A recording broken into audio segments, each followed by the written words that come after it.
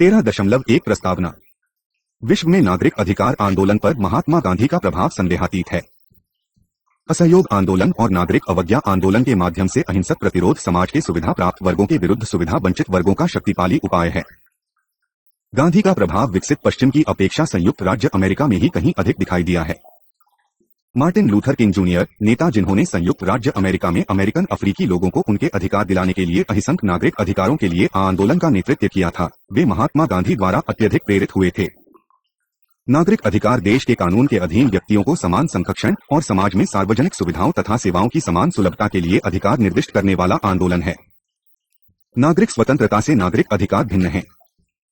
इसमें विशेष बात यह कि नागरिक स्वतंत्रता में भाषण और अभिव्यक्ति की तथा नागरिकों को अन्य स्वतंत्रताएं अंतर्निहित है, जिन्हें सरकार द्वारा संभावित उल्लंघन से संरक्षित किया जाता है। दूसरी ओर नागरिक अधिकार का संबंध अलग अलग सदस्यों या समूहों से होता है, चाहे वे नस्लीय, धार्मिक और अन्य हो से संबंध रखते हैं, जिनके साथ सरकार द्वारा और कुछ सीमा तक निजी पार्टियों या अन्य द्वारा भी समान रूप से व्यवहार किया जाना आवश्यक है। इसको और अधिक साधारण शब्दों में व्यक्त करें तो नागरिक स्वतंत्रता का संबंध केवल व्यक्तिगत स्वतंत्रता से है और नागरिक अधिकारों का संबंध समानता के मुद्दों से संबद्ध है। लक्ष्य और उद्देश्य। इस इकाई को पढ़ने के बाद आप नागरिक अधिकारों सिविल राइट्स की संकल्पना का अर्थ और महत्व समझ सकेंगे। संयुक्त राज्य America United states of America USA में नागरिक अधिकारों के लिए किए गए आंदोलन को जान सकेंगे और अधिकार सुनिश्चित करने में अंतर्निहित भिन्न भिन्न समुदायों की भूमिका की समीक्षा कर सकेंगे। 13.2 सुविधावंचित समूहों से भेदभाव।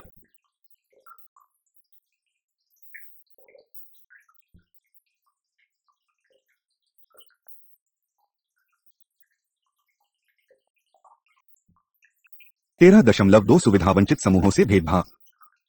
संयुक्त राज्य अमेरिका में नागरिक अधिकारों के आंदोलन का इतिहास सब मिलाकर समानता के लिए व्यापक समूहों के दावे हैं। संयुक्त राज्य अमेरिका का संविधान सभी व्यक्तियों के विभिन्न अधिकारों को मान्यता देता है। संयुक्त राज्य अमेरिका का अधिकारों का विधेयक व्यक्तियों को अपनी अभिव्यक्ति, भाषण, सभा, धर्म की पद्धति अपनाने आदि की स्वतंत्रता की गारंटी देता है, परंतु सभी अमेरिकी इस स्वतंत्रता का प्रयोग करने में समर्थ नहीं हुए हैं। गणतंत्र के जन्म से संयुक्त राज्य अमेरिका में विभिन्न सुविधावंचित वर्गों को अन्य साथी नागरिकों के समान अधिकार प्राप्त करने के लिए कई दशकों तक संघर्ष करना पड़ा था। अधिक स्पष्ट रूप से मूल अमरीकी महिलाएं, अफ्रीकी अमरीकी, हिस्पैनिक अमरीकी, एशियाई अमरीकी और बहुत सारे अनेकों अन्य को संयुक्त राज्य अमेरिका में राजनीतिक और सामाजिक समानता प्राप्त करने के लिए लंबे समय तक संघर्ष प्रारंभ करने तथा जारी रखने के लिए कठिन प्रयास करने पड़े। बहुत लंबे समय तक भेदभाव सहन के बाद ये समूह कानूनी शब्दों में कानून का समान संरक्षण, सार्वजनिक सुविधाओं की समान सुलभता और मतदान का समान अधिकार प्राप्त करने में समर्थ हुए हैं। यहाँ तक कि संयुक्त राज्य अमेरिका के कानून नस्लीय, लिंग, नृजातीयता या धर्म के आधार पर अब व्यक्तियों से कोई भेदभाव नहीं करते हैं, अर्थात वे सब पर समान रूप से लागू होते हैं। परंतु संयुक्त राज्य अमेरिका में नागरिक अधिकार विशेषकर सन 1950 और सन 1960 के दशकों के दौरान मुख्य रूप से अफ्रीकी अमरीकियों के उत्थान के लिए और उन्हें नागरिक अधिकारों से संपन्न करने के प्रयास थे। कानूनी समानता तब तक वस्तुतः समानता में मूर्त रूप नहीं लेती है जब तक कि नागरिक अधिकार आंदोलन अपने लक्ष्यों में सफल नहीं होते हैं। संयुक्त राज्य अमेरिका का इतिहास इस तथ्य का साक्षी है कि सुविधावंचित समूहों ने विरले ही संघर्ष के बिना कानूनी समानता प्राप्त की हो।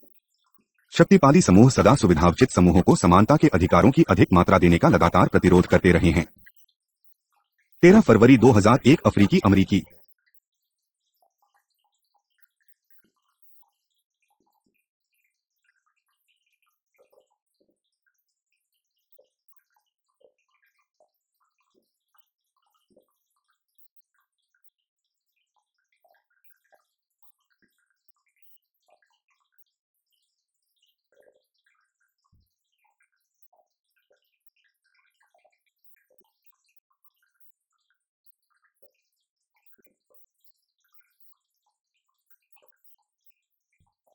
बहुत लंबे समय तक भेदभाव सहन के बाद ये समूह कानूनी शब्दों में कानून का समान संरक्षण, सार्वजनिक सुविधाओं की समान सुलभता और मतदान का समान अधिकार प्राप्त करने में समर्थ हुए हैं। यहाँ तक कि संयुक्त राज्य अमेरिका के कानून नस्लीय, लिंग, नृजातीयता या धर्म के आधार पर अब व्यक्तियों से कोई भेदभाव नहीं करते हैं, अर्थात वे सब पर समान रूप से लागू होते हैं। परंतु संयुक्त राज्य अमेरिका में नागरिक अधिकार विशेषकर सन 1950 और सन 1960 के दशकों के दौरान मुख्य रूप से अफ्रीकी अमरीकियों के उत्थान के लिए और उन्हें नागरिक अधिकारों से संपन्न करने के प्रयास थे। कानूनी समानता तब तक वस्तुतः समानता में मूर्त रूप नहीं लेती है जब तक कि नागरिक अधिकार आंदोलन अपने लक्ष्यों में सफल नहीं होते हैं। संयुक्त राज्य अमेरिका का इतिहास इस तथ्य का साक्षी है कि सुविधावंचित समूहों ने विरले ही संघर्ष के बिना कानूनी समानता प्राप्त की हो। शक्तिशाली समूह सदा सुविधावंचित समूहों को समानता के अधिकारों की अधिक मात्रा देने का लगातार प्रतिरोध करते रहे हैं। 13 फरवरी 2001 अफ्रीकी अमरीकी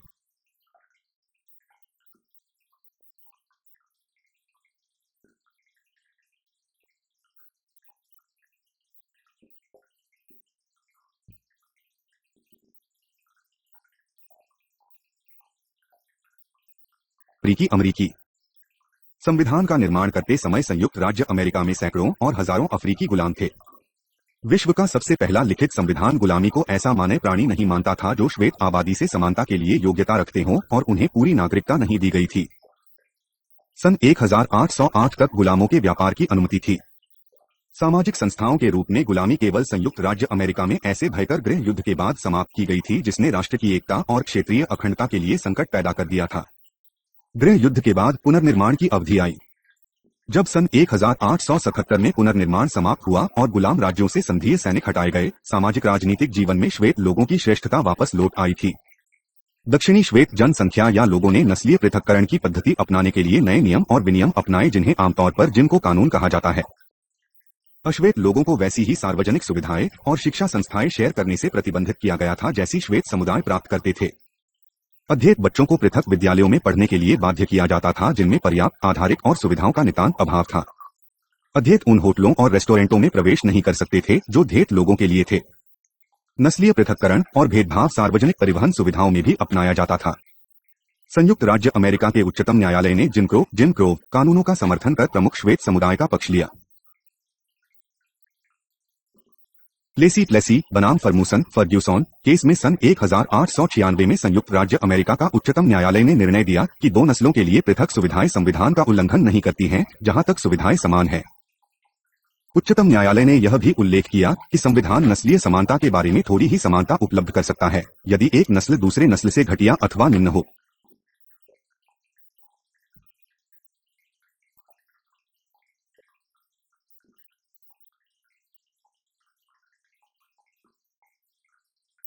संयुक्त राज्य अमेरिका के उच्चतम न्यायालय ने जिम क्रो कानूनों का समर्थन कर प्रमुख श्वेत समुदाय का पक्ष लिया। प्लेसी बनाम फर्ग्यूसन केस में सन 1896 में संयुक्त राज्य अमेरिका का उच्चतम न्यायालय ने निर्णय दिया कि दो नस्लों के लिए पृथक सुविधाएं संविधान का उल्लंघन नहीं करती हैं, जहां तक सुविधाएं समान हैं।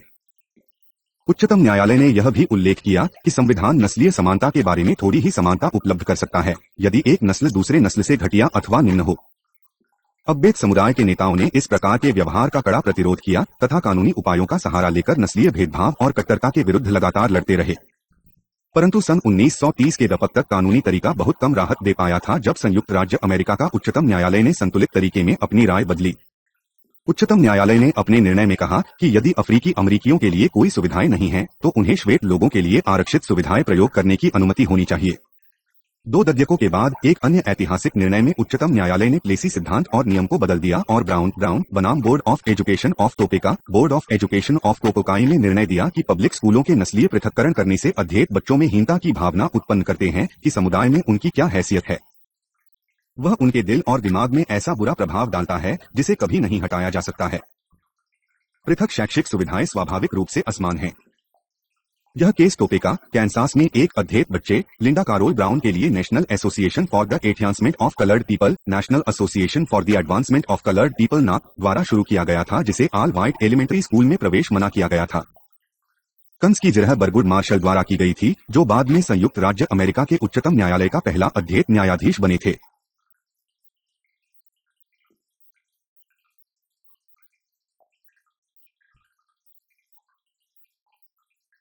अद्वैत समुदाय के नेताओं ने इस प्रकार के व्यवहार का कड़ा प्रतिरोध किया तथा कानूनी उपायों का सहारा लेकर नस्लीय भेदभाव और कट्टरता के विरुद्ध लगातार लड़ते रहे। परंतु सन 1930 के दशक तक कानूनी तरीका बहुत कम राहत दे पाया था जब संयुक्त राज्य अमेरिका का उच्चतम न्यायालय ने संतुलित तरीके में अपनी राय बदली। उच्चतम न्यायालय ने अपने निर्णय में कहा कि यदि अफ्रीकी अमरीकियों के लिए कोई सुविधाएं नहीं हैं, तो उन्हें श्वेत लोगों के लिए आरक्षित सुविधाएं प्रयोग करने की अनुमति होनी चाहिए। 2 दशकों के बाद एक अन्य ऐतिहासिक निर्णय में उच्चतम न्यायालय ने प्लेसी सिद्धांत और नियम को बदल दिया और ब्राउन बनाम बोर्ड ऑफ एजुकेशन ऑफ टोपोकाई में निर्णय दिया कि पब्लिक स्कूलों के नस्लीय पृथक्करण करने से अध्येत बच्चों में हीनता की भावना उत्पन्न करते हैं कि समुदाय में उनकी क्या हैसियत है। वह उनके दिल और दिमाग में ऐसा बुरा प्रभाव डालता है जिसे कभी नहीं हटाया जा सकता है। पृथक शैक्षिक सुविधाएं स्वाभाविक रूप से असमान हैं। यह केस टोपेका, कैंसास में एक अध्येत बच्चे लिंडा कारोल ब्राउन के लिए national association for the advancement of coloured people, national association for the advancement of coloured people ना द्वारा शुरू किया गया था, जिसे ऑल व्हाइट एलिमेंट्री स्कूल में प्रवेश मना किया गया था। कंस की जिरह बरगुड मार्शल द्वारा की गई थी, जो बाद में संयुक्त राज्य अमेरिका के उच्चतम न्यायालय का पहला अध्येत न्यायाधीश बने थे। ब्राउन निर्णय का दक्षिणी द्वैत लोगों द्वारा स्वागत नहीं किया गया था। यहां तक कि उत्तर में रहने वाले श्वेत समुदाय के बहुत कम लोगों द्वारा इसको सराहा गया था। इस निर्णय के 3 वर्ष बाद लिटिल रॉक शहर में अध्येत बच्चों को श्वेत पब्लिक स्कूलों में प्रवेश करने की इजाजत नहीं दी जाती थी, परंतु इसको लागू करने के लिए राष्ट्रपति व्हाइट डी आइजनहीवर द्वारा पृथक्करण पर ब्राउन निर्णय को क्रियान्वित करने के लिए फेडरल नियंत्रण के अधीन अवकाशस नेशनल गार्ड (ANG) रखे जाने के बाद ही समस्या का समाधान किया गया था। दक्षिणी द्वैत लोगों द्वारा स्वागत नहीं किया गया था। यहां तक कि उत्तर में रहने वाले श्वेत समुदाय के बहुत कम लोगों द्वारा इसको सराहा गया था। इस निर्णय के 3 वर्ष बाद लिटिल रॉक शहर में अध्येत बच्चों को श्वेत पब्लिक स्कूलों में प्रवेश करने की इजाजत नहीं दी जाती थी, परंतु इसको लागू करने के लिए राष्ट्रपति व्हाइट डी आइजनहीवर द्वारा पृथक्करण पर ब्राउन निर्णय को क्रियान्वित करने के लिए फेडरल नियंत्रण के अधीन अवकाशस नेशनल गार्ड (ANG) रखे जाने के बाद ही समस्या का समाधान किया गया था। यद्यपि ब्राउन बनाम board of education of Topeka में संयुक्त राज्य अमेरिका के उच्चतम न्यायालय के निर्णय द्वारा सन 1954 में पब्लिक स्कूलों को तकनीकी दृष्टि से वर्णभेद से मुक्त किया गया था, परंतु अभी भी पड़ोस में बहुत से स्कूल आवासन और नस्लीय पृथक्करण की असमानता के कारण वस्तुतः पृथक थे और स्कूलों में प्रवेश नहीं दिया जा रहा था। उच्चतम न्यायालय ने माना कि वे न केवल पृथक किए गए थे, बल्कि समान स्कूल अंतर्निष्ठ रूप से असमान थे। देश के बहुत से भागी में पब्लिक स्कूलों का नस्ल द्वारा पृथक करना जारी रहा। स्वान बनाम शालोट मैक्लेम्बर्ग बोर्ड ऑफ एजुकेशन 1971 में उच्चतम न्यायालय ने स्कूलों के आगे एकीकरण के प्रयास में स्कूल पृथक्करण समाप्त करने के लिए बच्चों को बस द्वारा ले जाने बसिंग की संवैधानिक वैधता की पुष्टि की।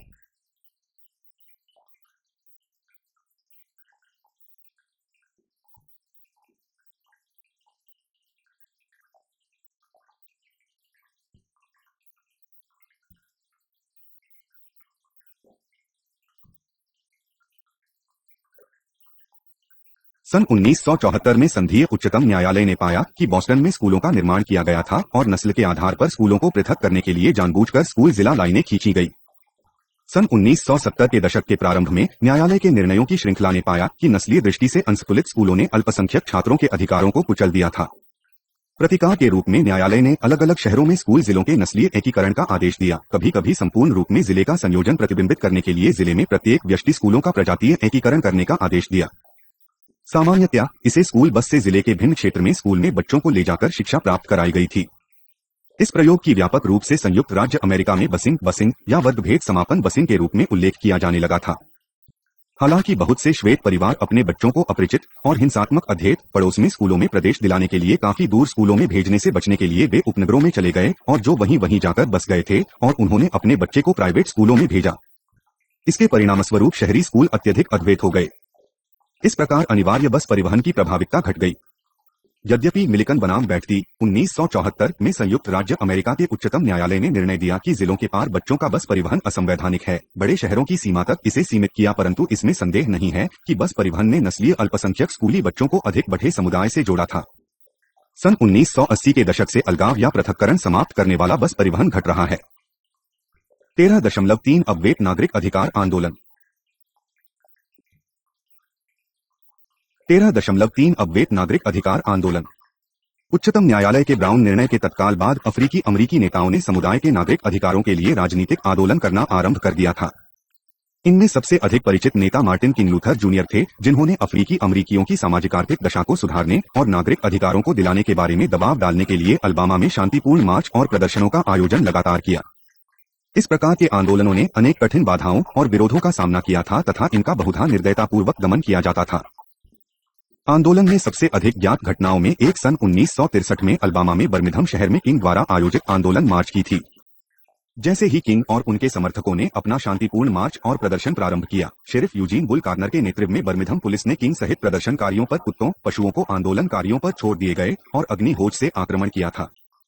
पूरे देश ने टेलीविजन पर इस दारुण और क्रूर दृश्य को देखा था। इन घटनाओं ने संघर्ष को जारी रखने के लिए आकीकी अमरीकी समुदाय के साहस और वीरता को आगे चलकर और अधिक सहारा दिया और अफ्रीकी अमरीकियों के पक्ष के प्रति बहुत से श्वेत अमरीकियों की सहानुभूति अर्जित कर ली गई थी। उसी वर्ष में इसके फलस्वरूप 2 अगस्त को किंग और अन्य नेताओं ने अफ्रीकी अमरीकियों के लिए नौकरियों, स्वतंत्रता और अधिकारों के लिए विशाल मार्च ऑन वाशिंगटन का आयोजन किया, जिसमें 1/4 मिलियन लोगों ने भाग लिया था। आदरणीय किंग ने अपना प्रसिद्ध भाषण दिया। उन्होंने कहा, मेरा सपना है कि मेरे 4 छोटे-छोटे बच्चे एक दिन ऐसे राष्ट्र में रहेंगे जहां उनका आकलन उनकी त्वचा के रंग से नहीं किया जाएगा, बल्कि उनके द्वारा किए गए आचरण और चरित्र की मात्रा द्वारा किया जाएगा।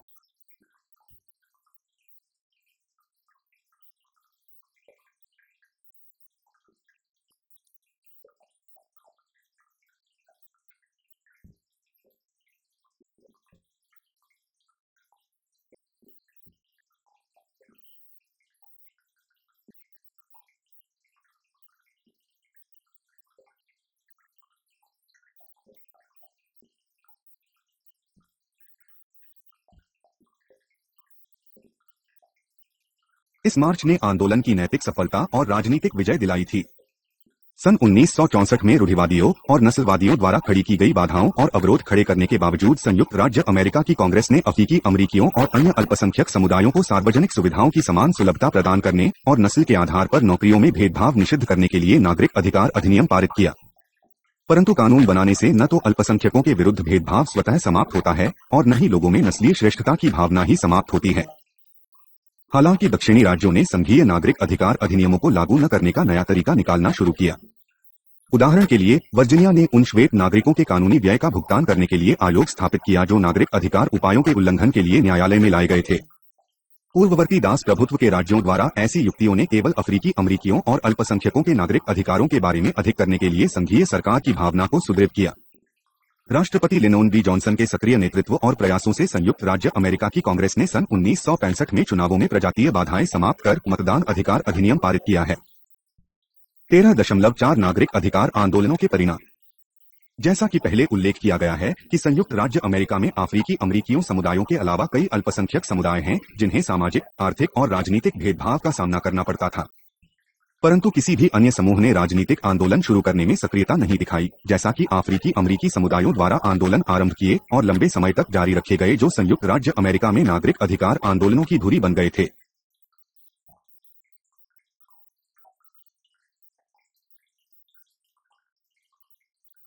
13.4 नागरिक अधिकार आंदोलनों के परिणाम। जैसा कि पहले उल्लेख किया गया है कि संयुक्त राज्य अमेरिका में अफ्रीकी अमरीकियों समुदायों के अलावा कई अल्पसंख्यक समुदाय हैं जिन्हें सामाजिक, आर्थिक और राजनीतिक भेदभाव का सामना करना पड़ता था। परंतु किसी भी अन्य समूह ने राजनीतिक आंदोलन शुरू करने में सक्रियता नहीं दिखाई, जैसा कि अफ्रीकी अमरीकी समुदायों द्वारा आंदोलन आरंभ किए और लंबे समय तक जारी रखे गए जो संयुक्त राज्य अमेरिका में नागरिक अधिकार आंदोलनों की धुरी बन गए थे। हालांकि जब नागरिक अधिकार आंदोलन को अपूर्व सफलता मिली और अंततः संयुक्त राज्य अमेरिका कांग्रेस ने क्रमशः सन 1964 और 1965 में नागरिक अधिकारों और मतदान अधिकारों से संबंधित कानून बनाए, तब अन्य अल्पसंख्यक समुदायों को भी इसी रूप से नागरिक आंदोलनों और विधायी उपायों का या तो प्रत्यक्ष रूप से या अप्रत्यक्ष रूप से लाभ प्राप्त हुआ। अन्य अल्पसंख्यक समुदायों द्वारा प्राप्त लाभ या प्रोत्साहन के कुछ उदाहरण देना महत्वपूर्ण है।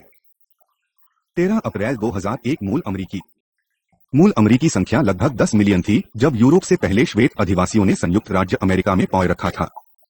यूरोपीय अधिवासियों ने युद्ध, धोखा, कूटनीति और नस्लीय सफाई द्वारा मूल अमरीकी जनजातियों पर विजय प्राप्त की।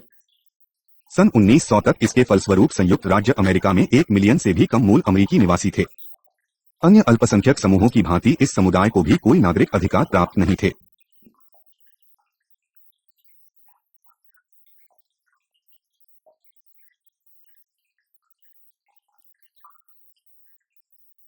तेरह अप्रैल 2001 मूल अमरीकी संख्या लगभग 10 मिलियन थी जब यूरोप से पहले श्वेत अधिवासियों ने संयुक्त राज्य अमेरिका में पांव रखा था। यूरोपीय अधिवासियों ने युद्ध, धोखा, कूटनीति और नस्लीय सफाई द्वारा मूल अमरीकी जनजातियों पर विजय प्राप्त की। सन 1900 तक इसके फलस्वरूप संयुक्त राज्य अमेरिका में 1 मिलियन से भी कम मूल अमरीकी निवासी थे। अन्य अल्पसंख्यक समूहों की भांति इस समुदाय को भी कोई नागरिक अधिकार प्राप्त नहीं थे। सन 1950 के दशक में मूल अमरीकियों ने अमरीकी जीवन मुख्यधारा में उन्हें आत्मसात करने में सहायता करने के उद्देश्य से उन्हें शहरों में बसने की संघीय सरकार की नीति का विरोध किया। यह प्रतिरोध उन्हें अपनी पैतृक संपत्ति खोने के और शहरों में अनुकूलन में कठिनाइयों के भय से उत्पन्न हुआ था। यद्यपि यह नीति सन 1965 में समाप्त की गई थी, परंतु नागरिक अधिकार पर संयुक्त राज्य अमेरिका के आयोग ने रिपोर्ट दी कि मूल अमरीकियों में गरीबी और वंचन आम था। सन 1960 के दशक के नागरिक अधिकार आंदोलन ने मूल अमरीकियों को छोड़ दिया था। परंतु उन्होंने निस्संदेह अपनी मांगें और समस्याएं उठाने के लिए उन्हें प्रेरित किया।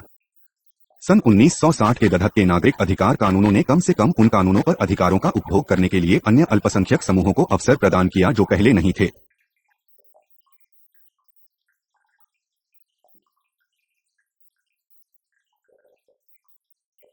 विश्व के राष्ट्रवाद और संयुक्त राज्य अमेरिका के स्वदेश में उत्पन्न नागरिक अधिकार आंदोलनों की प्रगति से प्रभावित मूल अमेरिकी सक्रियतावाद ने सन 1960 और 1970 के दशकों में वे आक्रामक हो गए थे। भूमि और जल अधिकारों के पुनर्स्थापन के लिए किए गए आंदोलनों की श्रृंखलाएं इन 2 दशकों में शुरू की गई थी। अमेरिकी इंडियन मूवमेंट एम की स्थापना सन 1968 में की गई थी। मूल अमेरिकी नागरिक अधिकार आंदोलन के संगठन की स्थापना स्पष्ट रूप से मूल अमेरिकियों में आत्मनिर्णय प्रोत्साहित करने और उनके संधि अधिकारों की अंतर्राष्ट्रीय मान्यता स्थापित करने के लिए की गई थी। अनेक वर्षों के बाद इसने मूल अमेरिकी संगठनों को सरकारी फंड प्राप्त करने में सहायता की और सीमांतक, उपेक्षित और गरीबीग्रस्त शहरी मूल के अमेरिकियों की सहायता की। इसी वर्ष में संयुक्त राज्य अमेरिका की कांग्रेस ने ऐसा इंडियंस नागरिक अधिकार विधेयक बनाया जिसमें अन्य संयुक्त राज्य अमेरिका के नागरिकों के समान संवैधानिक गारंटियों प्रदान की गई थी, परंतु यह मूल अमेरिकियों की वास्तविक शिकायतें कम नहीं कर पाया। आठीकी अमेरिकियों से शिक्षा लेते हुए मूल अमेरिकियों ने संयुक्त राज्य अमेरिका की राजधानी में ब्यूरो ऑफ इंडियन अफेयर्स को अपने अधिकार में ले लिया और बाद में दक्षिण डकोटा में गांव का नियंत्रण लिया।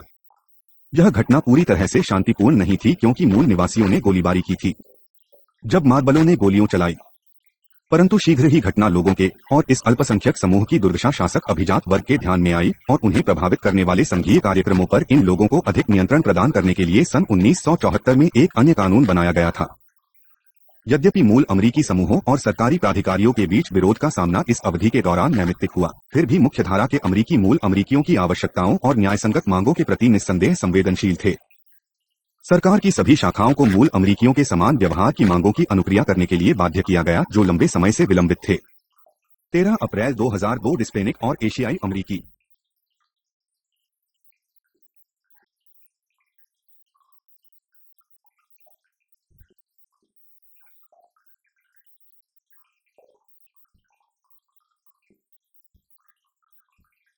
13 अप्रैल 2002 हिस्पैनिक और एशियाई अमेरिकी। सन 1960 के दशक के नागरिक अधिकार आंदोलन मुख्य रूप से हिस्पैनिक अमेरिकियों और एशियाई अमेरिकियों के नागरिक अधिकारों की मांग करने में भी सहायक हुए। हिस्पैनिक लोगों की बहुत बड़ी संख्या काम की खोज में संयुक्त राज्य अमेरिका में आई थी। ये लैटिन अमेरिका में अपने अपने देशों में न तो वापस जा सके और न ही उन्हें संयुक्त राज्य अमेरिका की नागरिकता प्राप्त हो सकी थी। इन अवैध विदेशियों को अपने नियोक्ताओं और सामान्य रूप से समाज से भी बहुत भेदभाव का सामना करना पड़ता था।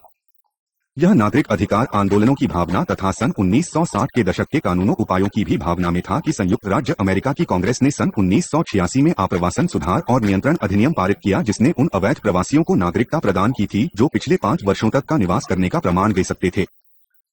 परंतु हिस्पैनिकों को उस भेदभाव के लिए दोष स्वयं शेयर करना पड़ा जिनका सामना उन्हें संयुक्त से बहुतों ने अंग्रेजी सीखना और मुख्यधारा अमेरिकी समाज में घुलना मिलना भी अस्वीकार किया था। उन्होंने हट से देशीयता आंदोलन अर्थात ऑफिशियल इंग्लिश मूवमेंट का उदय हुआ जिसका उद्देश्य अंग्रेजी को संयुक्त राज्य अमेरिका की राजभाषा बनाना था और इसके फलस्वरूप 3 दशकों के अंदर आगे से अधिक राज्यों ने अंग्रेजी को अपनी राजभाषा घोषित किया। आज भी कार्यस्थानों में अंग्रेजी का प्रयोग अनिवार्य है। संयुक्त राज्य अमेरिका के कांग्रेस में बिल विचाराधीन है जो नियोक्ताओं को कर्मचारियों द्वारा उनकी भाषा पृष्ठभूमि को ध्यान में रखे बिना अंग्रेजी प्रयोग करने की मांग करने का अधिकार देता है।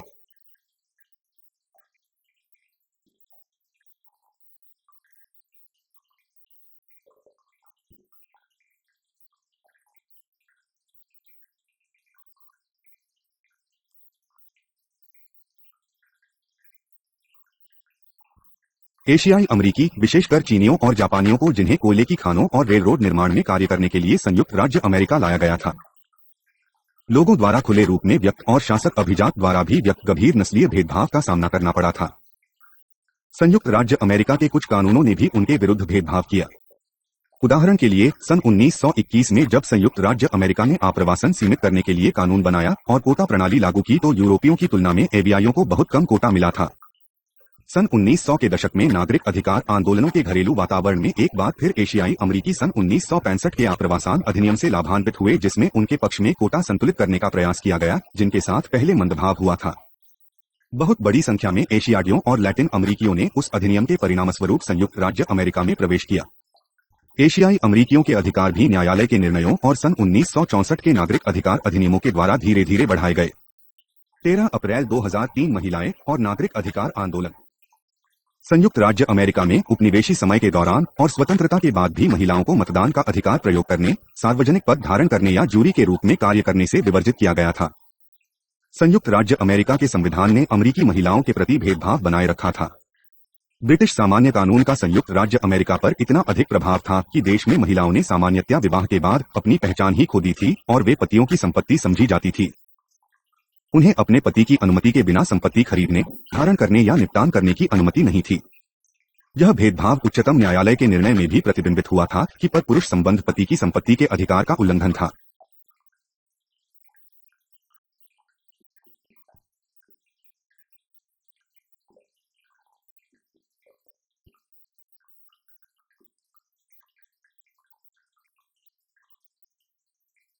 तेरह अप्रैल 2003 महिलाएं और नागरिक अधिकार आंदोलन। संयुक्त राज्य अमेरिका में उपनिवेशी समय के दौरान और स्वतंत्रता के बाद भी महिलाओं को मतदान का अधिकार प्रयोग करने, सार्वजनिक पद धारण करने या जूरी के रूप में कार्य करने से विवर्जित किया गया था। संयुक्त राज्य अमेरिका के संविधान ने अमेरिकी महिलाओं के प्रति भेदभाव बनाए रखा था। ब्रिटिश सामान्य कानून का संयुक्त राज्य अमेरिका पर इतना अधिक प्रभाव था कि देश में महिलाओं ने सामान्यतया विवाह के बाद अपनी पहचान ही खो दी थी और वे पतियों की संपत्ति समझी जाती थी। उन्हें अपने पति की अनुमति के बिना संपत्ति खरीदने, धारण करने या निपटान करने की अनुमति नहीं थी। यह भेदभाव उच्चतम न्यायालय के निर्णय में भी प्रतिबिंबित हुआ था कि पर पुरुष संबंध पति की संपत्ति के अधिकार का उल्लंघन था। महिलाओं के अधिकारों की बदलती हुई परिस्थिति दशकों द्वारा चलाए गए लंबे आंदोलनों और संघर्षों के बाद आई और दास्ता विरोधी सम्मेलन में भाग लेने से दो महिलाओं के विरोध की प्रतिक्रिया में सन 1848 में अपने अधिकारों को बल देने के निमित्त सबसे पहला महिला सम्मेलन न्यूयॉर्क में हुआ। तब से महिला आंदोलन पर्याप्त प्रबल रहे हैं। यद्यपि सफलता प्रायः काफी देर बाद मिली थी। प्रारंभ में महिला अधिकार आंदोलन दास्ता विरोधी संघर्ष से निकटता से जुड़ा हुआ था, जैसे दास्ता विरोधी आंदोलन। जब गृह युद्ध समाप्त हो गया तो गुलामों को मुक्त किया गया और मुक्त किए गए अफ्रीकी अमरीकियों को अधिकार देने के लिए कई संवैधानिक संशोधन किए गए। महिलाओं को इससे कुछ भी नहीं मिला। उदाहरण के लिए, संविधान के 15वें संशोधन ने घोषणा की कि व्यक्तियों के मतदान अधिकार नस्ल या रंग के आधार पर कम नहीं किए जा सकते हैं, परंतु संशोधन लिंग पर स्पष्ट रूप से मौन था। महिलाओं के अधिकारों की बदलती हुई परिस्थिति दशकों द्वारा चलाए गए लंबे आंदोलनों और संघर्षों के बाद आई और दास्ता विरोधी सम्मेलन में भाग लेने से दो महिलाओं के विरोध की प्रतिक्रिया में सन 1848 में अपने अधिकारों को बल देने के निमित्त सबसे पहला महिला सम्मेलन न्यूयॉर्क में हुआ। तब से महिला आंदोलन पर्याप्त प्रबल रहे हैं। यद्यपि सफलता प्रायः काफी देर बाद मिली थी। प्रारंभ में महिला अधिकार आंदोलन दास्ता विरोधी संघर्ष से निकटता से जुड़ा हुआ था, जैसे दास्ता विरोधी आंदोलन। जब गृह युद्ध समाप्त हो गया तो गुलामों को मुक्त किया गया और मुक्त किए गए अफ्रीकी अमरीकियों को अधिकार देने के लिए कई संवैधानिक संशोधन किए गए। महिलाओं को इससे कुछ भी नहीं मिला। उदाहरण के लिए, संविधान के 15वें संशोधन ने घोषणा की कि व्यक्तियों के मतदान अधिकार नस्ल या रंग के आधार पर कम नहीं किए जा सकते हैं, परंतु संशोधन लिंग पर स्पष्ट रूप से मौन था। अमेरिकी लोकतंत्र के कार्य संचालन में महिलाओं के सशक्तिकरण के लिए संघर्ष जारी रहा और अंत में सन 1920 में संयुक्त राज्य अमेरिका के संविधान का 19वीं संशोधन किया गया, जिससे सेक्स के कारण या लिंग भेद से मतदान के अधिकार से वंचित करने से संयुक्त राज्य अमेरिका या राज्य सरकारों को रोका गया। इस संशोधन की पुष्टि ने अन्य मांगों की पूर्ति के लिए महिलाओं के अधिकार आंदोलनों को प्रेरित किया, जैसे पुरुषों से समान अधिकार, समान कार्य के लिए समान वेतन, वित्तीय ऋण में भेदभाव समाप्त करना और कार्यस्थलों में सेक्सुअल उत्पीड़न समाप्त करना। महिला आंदोलनों द्वारा दशकों तक किए गए प्रयासों के बाद इनमें से कुछ मांगे मानी गई है। जबकि सन 1923 में महिलाओं को समान अधिकार सुनिश्चित करने के लिए संविधान में एक अन्य संशोधन लाने का प्रस्ताव किया गया था। यह केवल आधी शताब्दी बाद सन 1973 में पूरा हुआ था कि संयुक्त राज्य अमेरिका कांग्रेस ने समान अधिकार संशोधन स्वीकृत किया गया, परंतु इसे भी अपेक्षित 3/4 राज्यों द्वारा उसके पुष्टिकरण के दौरान ही अस्वीकृत कर दिया गया था।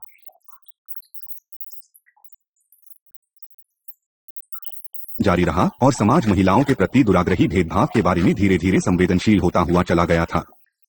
कांग्रेस ने देश के विभिन्न भागों में नागरिक अधिकार आंदोलनों के समय सन 1963 में समान वेतन अधिनियम पारित किया। यह अधिनियम रोजगार के कुछ प्रकारों के वेतन और मजदूरी में लिंग के आधार पर भेदभाव निषिद्ध करता था। सन 1964 के नागरिक अधिकार अधिनियम ने संघीय सरकार के कार्यक्रमों के लिए अनुदानों के प्रशासन में लिंग भेदभाव को निषिद्ध किया है। सन 1972 के शिक्षा संशोधन अधिनियम ने शिक्षा में लिंग भेदभाव को निषिद्ध किया और सन 1974 के समान ऋण अधिनियम ने वित्तीय ऋण प्रदान करने में उसी प्रकार का भेदभाव समाप्त किया। यद्यपि महिलाओं को पर्याप्त लाभ हुआ, परंतु संयुक्त राज्य अमेरिका में अभी भी लिंग असमानता रहती है। सार्वजनिक पद, प्रबंधकीय पदों और उच्च पदों पर पदोन्नति में लिंग प्रतिनिधित्व अभी भी नगण्य है। गर्भपात पर बहस से महिलाओं के अधिकारों ने नया आयाम प्राप्त किया, जो डेमोक्रेटिक पार्टी द्वारा समर्थित नए आंदोलन के रूप में सन 1970 के दशक में संयुक्त राज्य अमेरिका में प्रारंभ हुआ था। इसमें महिलाओं को उनकी सेक्सुअलिटी और गर्भ धारण करने या समाप्त करने पर पूर्ण स्वतंत्रता की मांग की गई थी। सुरक्षित और वैध गर्भपात के लिए महिलाओं, विशेषकर अविवाहित महिलाओं के अधिकारों के महत्व पर प्रकाश डालते हुए यह आंदोलन प्रो-चॉइस आंदोलन के नाम से जाना जाने लगा। रो बनाम वेड 1973 में संयुक्त राज्य अमेरिका के उन्नतम न्यायालय ने गर्भपात के लिए महिलाओं के संवैधानिक अधिकार को स्वीकार किया और प्लानड पेरेंटहुड बनाम कैसे 1992 में इसकी पुष्टि की गई थी।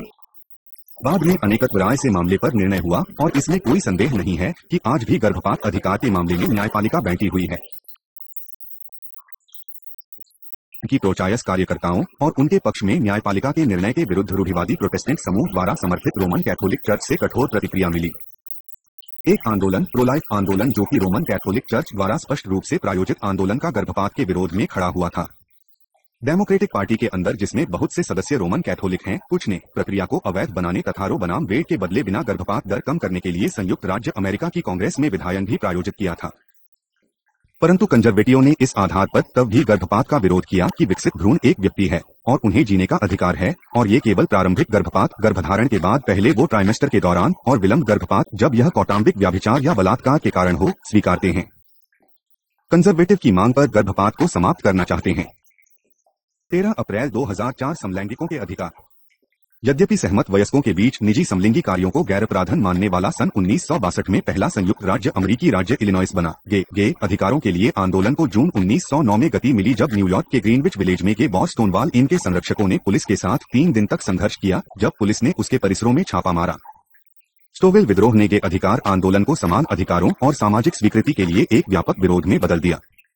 सन 1973 में अमेरिकी मनोचिकित्सक संघ ने मानसिक विकृति की अपनी आधिकारिक सूची से समलैंगिकता को हटा दिया। उस समय तक यह संयुक्त राज्य अमेरिका में बहुत फैल चुकी थी। सन 1982 में विस्कॉन्सिन ने इतिहास रचा, जब यह सेक्सुअल अभिमुखता के आधार पर भेदभाव समाप्त करने वाला पहला राज्य बना।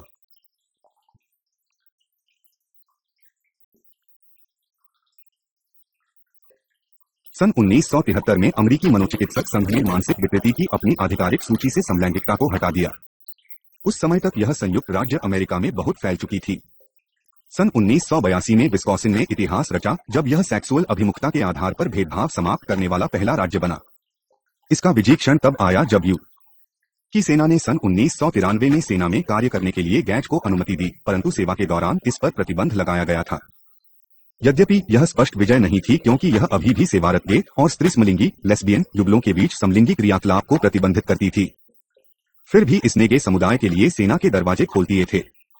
इस नीति के अधीन, जो बिल क्लिंटन के राष्ट्रपति काल के दौरान बनाया गया और पूछो नहीं कहो नहीं नाम से जानी गई गे और स्त्रीसमलिंगी लेस्बियन युगलों को सेना में सेवा से निकाला जा सकता था, यदि उन्होंने या तो गे होना स्वीकार किया या सेवा के दौरान इसमें शामिल हुए, परंतु सेना को उनके सेक्सुअल अभिमुखता के बारे में पूछना निषिद्ध किया गया था।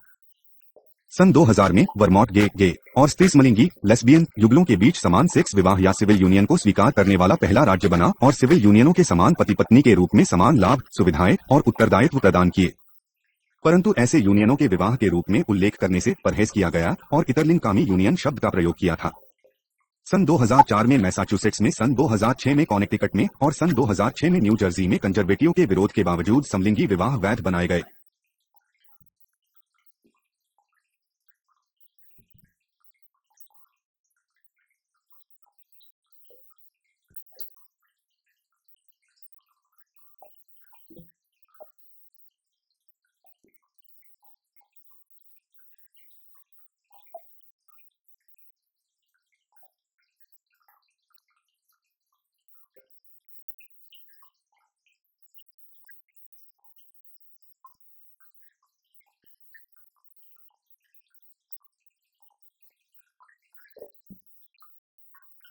सन 2004 के राष्ट्रपति चुनाव अभियान के दौरान और फिर सन 2006 में उन राष्ट्रपति George W Bush civil union के विरुद्ध बहुत सख्ती से आए और जोर दिया कि विवाह विश्वास सम्मत और समय परखी प्रथा है, जो पुरुष और महिला के बीच औपचारिक रूप से होती है।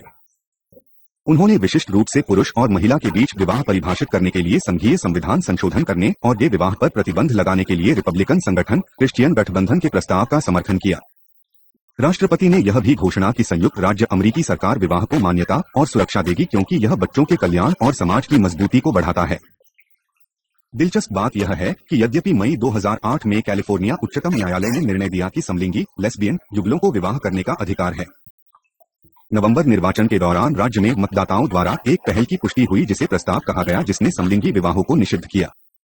इसी प्रकार एरिजोना और फ्लोरिडा में भी मतदाताओं द्वारा समलिंगी विवाहों को निषिद्ध करने का अनुमोदन किया गया। अराकानसास में मतदाताओं ने उन उपायों का अनुमोदन किया जो कि गे और स्त्रीसमलिंगी लेस्बियन युगलों के बच्चे दत्तक ग्रहण करने को वर्जित करते थे। इसमें कोई संदेह नहीं कि अन्य नागरिक अधिकार मुद्दों की भांति में अधिकारों ने भी अमेरिकी समाज को विभाजित किया है। गर्भपात की भांति गे अधिकार मुद्दे ने अन में राजनीतिक ध्रुवीकरण उत्पन्न किया है। नवंबर 2008 निर्वाचन के प्रतिक्षेप के बाद भी इयोवा उच्चतम न्यायालय ने 3 अप्रैल 2009 को समलिंगी विवाह प्रतिबंधकारी राज्य कानून रद्द कर दिया। एक सप्ताह से भी कम समय बाद यर्मीट विधानमंडल ने बिल पर गवर्नर की बीटी रद्द करते हुए समलिंगी विवाह को वैध बनाया। 13.5 डेमोक्रेट्स और नागरिक अधिकार 13.5 डेमोक्रेट्स और नागरिक अधिकार। डेमोक्रेटिक पार्टी ने अपने आप को सदा नागरिक अधिकार आंदोलन में सबसे आगे रखा है। नागरिक अधिकार अधिनियम 1964 और मतदान अधिकार अधिनियम 1965 दोनों ही सबसे अधिक प्रभावशाली राष्ट्रपतियों में से एक राष्ट्रपति लिंडन बी. जॉनसन की पहल पर पारित किए गए थे। इन दो उपायों से अशदेतों द्वारा राजनीतिक सहभागिता सार्थक हो गई और पूरे संयुक्त राज्य में डेमोक्रेटिक पार्टी के लिए ठोस और अटल मतदाता ब्लॉक बन गए। अब वे बड़ी संख्या में निर्वाचित राजनीतिक पद पर हैं। इसका सर्वश्रेष्ठ उदाहरण बाराक हुसैन ओबामा का संयुक्त राज्य अमेरिका के राष्ट्रपति के रूप में पद ग्रहण करना है। यह कहने की आवश्यकता नहीं है कि ये अध्येत नेता बहुत अधिक संख्या में डेमोक्रेट थे। सन 2004 में डेमोक्रेटिक प्लेटफॉर्म ने संघीय संविधान संशोधित करने विवाह पर प्रतिबंध लगाने के किसी भी प्रस्ताव का विरोध किया और यह चाहता था कि विवाह राज्य स्तर पर परिभाषित किया जाए। डेमोक्रेट के लिए परंपरागत परिवारों के रूप में समान उत्तरदायित्वों, लाभी और संरक्षणों के साथ राष्ट्रीय जीवन में गे और स्त्रीसमलिंगी लेस्बियन युगलों का पूरा समावेश उच्च प्राथमिकता है।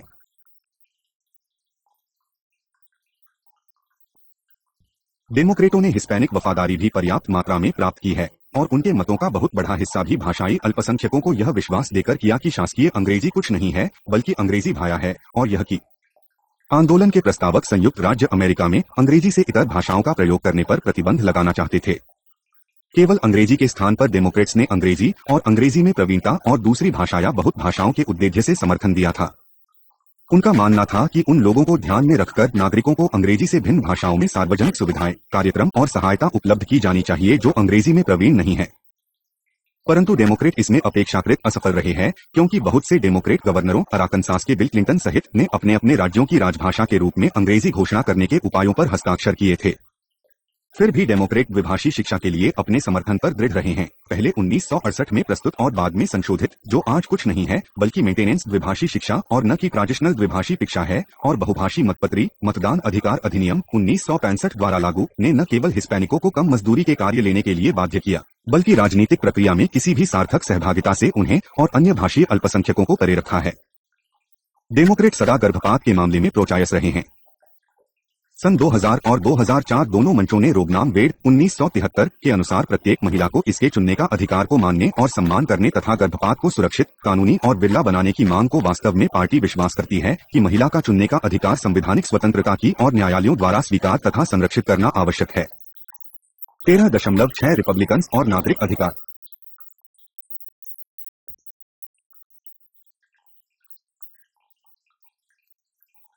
रिपब्लिकन्स और नागरिक अधिकार।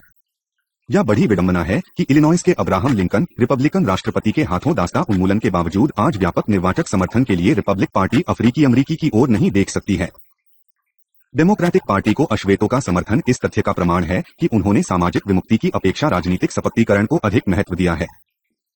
यह अधिक शुभकारी तथ्य है कि अश्वेत समुदाय के नेताओं ने रिपब्लिकनों को नस्लवादी के रूप में चित्रित किया है और उदारवादी राय ने किसी न किसी प्रकार बहुधा श्वेत प्रभुत्ववादी कु क्लक्स क्लान को विशिष्ट रिपब्लिकनों से जोड़ने का प्रयास किया है। यह सत्य है कि न तो रिपब्लिकन नेताओं और न समग्र रूप में पार्टी ने अपने आप को आयत नागरिक आंदोलन की अग्रिम पंक्ति में पाया है। समान रूप से यह तथ्य भी सत्य है कि रिपब्लिकनों को उनके दास्ता विरोधी अवस्थिति के लिए क्लान द्वारा परंपरागत रूप से लक्ष्य किया।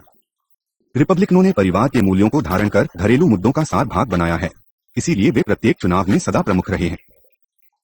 संयुक्त राज्य अमेरिका के छोटे कस्बे भी बहुत धार्मिक हैं और रिपब्लिकनी ने बहुधा समलैंगिकता और एक ही सेक्स के विवाहों को परंपरागत परिवार पर आक्रमण के रूप में चर्च के विरोध का समर्थन किया है और स्पष्ट किया है। ऐसा करने से उन्होंने सामाजिक रूप से कठोर रूढ़िवादी और प्रतिक्रियावादी राजनीतिक दल होने की ख्याति अर्जित की है। रिपब्लिकन पार्टी के वर्षों पुराने पारिवारिक मूल्यों का समर्थन और उनसे पहचान ने भी इसे गर्भपात और प्रोचाइस सक्रियतावाद के विरोध में खड़ा किया था। उसके सन 2000 और सन 2004 दोनों प्लेटफॉर्मों में पार्टी ने गर्भपात के लिए अपने कठोर विरोध की आवाज उठाई और स्वीकार किया कि अजन्मे शिशु को जीवन का व्यक्तिगत मौलिक अधिकार है जिसका उल्लंघन नहीं किया जा सकता है, और गर्भपात करने के लिए सार्वजनिक राजस्व के प्रयोग पर प्रतिबंध लगाने तथा उन संगठनों को फंड देना बंद करने की मांग की जो कि गर्भपात का समर्थन करते थे। नवंबर 2003 में राष्ट्रपति जॉर्ज डब्ल्यू बुश ने आंधिक जन्म गर्भपात प्रतिबंध अधिनियम दीर्घकालिक गर्भपात निषेध करने के उपाय पर हस्ताक्षर किए और संयुक्त राज्य अमेरिका के उच्चतम न्यायालय ने गांजाले बनाम कारहट 2007 में अपने निर्णय में अधिनियम की संवैधानिकता को स्वीकार किया था। निस्संदेह रिपब्लिकन के गर्भपात पर रुखने प्रोचाइस और उदारवादी महिलाओं में उनकी पार्टी की कोई लोकप्रियता नहीं बनाई थी।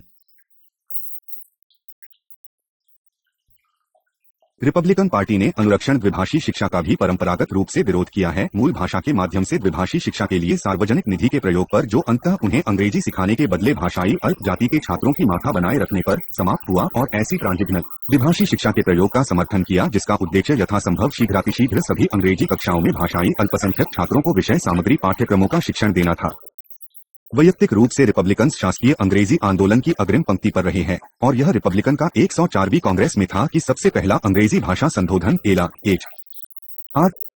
123 बिल एमरसन अंग्रेजी भाषा सशक्तिकरण अधिनियम 1966, जिसमें संयुक्त राज्य अमेरिका की राजभाषा अंग्रेजी घोषित करने के लिए संघीय संविधान संशोधन करने की मांग की गई थी, संयुक्त राज्य अमेरिका की प्रतिनिधि सभा द्वारा पारित किया गया था। आज तक जिन्होंने सफलता की भिन्न भिन्न मात्रा के साथ संयुक्त राज्य अमेरिका कांग्रेस में अंग्रेजी भाषा संशोधन प्रस्तुत किए हैं, वे सभी रिपब्लिकन हैं या रिपब्लिकनों ने बहुभाषी मतदान पत्र और मतदाता सहायता समाप्त करने की मांग भी बार बार की। इस प्रकार देवीयता, आप्रवासी विरोधी और हिस्मैनिक विरोधी होने का आरोप अर्जित किया।